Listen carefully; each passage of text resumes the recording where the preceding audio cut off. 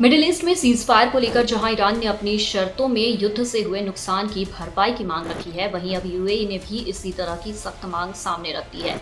Iran का कहना है कि युद्ध के दौरान हुए नुकसान की भरपाई के लिए उसे रिकंस्ट्रक्शन कॉस्ट का पूरा मुआवजा दिया जाना चाहिए, लेकिन यूनाइटेड अरब एमिरेट्स ने इस पर पलटवार करते हुए कहा कि ईरान खुद खाड़ी देशों में हुए हमलों से हुए नुकसान का जिम्मेदार है और उसे इसकी भरपाई करनी चाहिए। यूएई ने साफ तौर पर सवाल उठाया है कि प्रपोज्ड सीज फायर से ये कैसे सुनिश्चित होगा कि ईरान भविष्य में किसी भी तरह की दुश्मनी को खत्म करेगा। साथ ही यूएई ने यह भी स्पष्ट किया कि हॉर्मुज स्ट्रेट ऑफ हॉर्मुज को बिना किसी शर्त के दोबारा खोलना जरूरी है, ताकि क्षेत्र में जो है वो सामान्य हालात बहाल हो सके।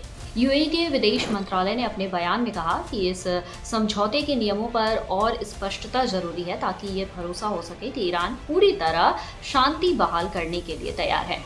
इसके साथ ही यूएई ने पिछले 40 दिनों में हुए हमलों का जिक्र करते हुए आरोप लगाया कि ईरान ने बिना किसी उकसावे के इंफ्रास्ट्रक्चर, ऊर्जा केंद्रों और आम नागरिकों को निशाना बनाया। इन हमलों में हजारों बैलिस्टिक और क्रूज मिसाइलों के साथ ड्रोन का भी इस्तेमाल किया गया, जिससे बड़े पैमाने पर जान और माल का नुकसान हुआ। अब यूएई का कहना है कि वक्त आ गया है कि इन हमलों के लिए ईरान को पूरी तरह जिम्मेदार ठहराया जाए और उससे मुआवजा लिया जाए।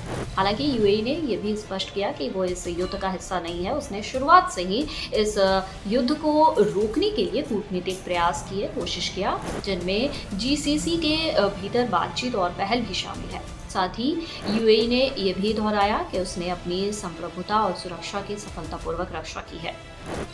वहीं यूएई ने ईरान से संयुक्त राष्ट्र सुरक्षा परिषद के उस प्रस्ताव का पालन करने की भी मांग की है, जिसमें ईरानी हमलों की निंदा करते हुए उन्हें तुरंत रोकने की बात कही गई थी।